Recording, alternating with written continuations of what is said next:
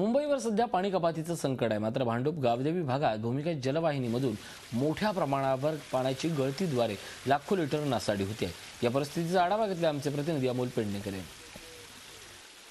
आपण सध्या आहोत गावदेवी परिसरामध्ये। या ठिकाणी पाहू शकतो या ठिकाणी जे आधार भिंत आहे, आधार भिंतीखालून जे पाईप गेलेले आहेत पाण्याचे मोठे, त्या पाईपमधून मोठ्या प्रमाणावर पाण्याची गळती होत आहे। लाखो लिटर पाणी आहे ते वाया जात आहे, हे आपण पाहू शकतो। आणि हे सर्व पाणी सांडपाण्याच्या जी गटार आहेत त्याच्यातून हे सगळं पाणी वाहून जातं। 10 वर्ष झाली आहेत या पाण्याला हे अशाच प्रकारे हा सगळा प्रकार आहे तो या ठिकाणी चालू आहे।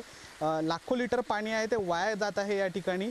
याच्या संदर्भात लोकप्रतिनिधी आणि इथले जे स्थानिक लोकप्रतिनिधी आहेत, आमदार खासदार आहेत, त्यांना देखील या ठिकाणी लोकांनी याची तक्रार दिली होती।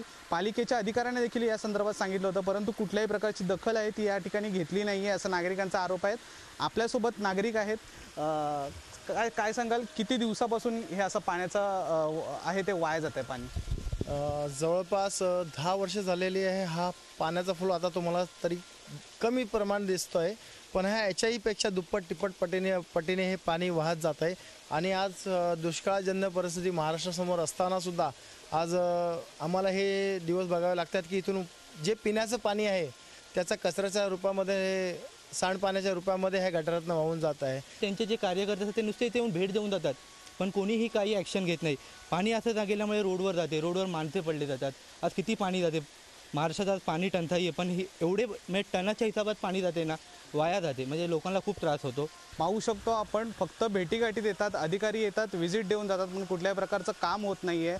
आणि एकीकडे दुष्काळाचं सावट आहे तर दुसरीकडे हे अशा प्रकारे पाणी, लाखो लिटर पाणी आहे ते वाया जात आहे। हे चित्र सध्या मुंबईमध्ये दिसून येत आहे। व्हिडिओ जर्नलिस्ट मयूर राणेसह अमोल पेडणेकर, झी मीडिया, मुंबई।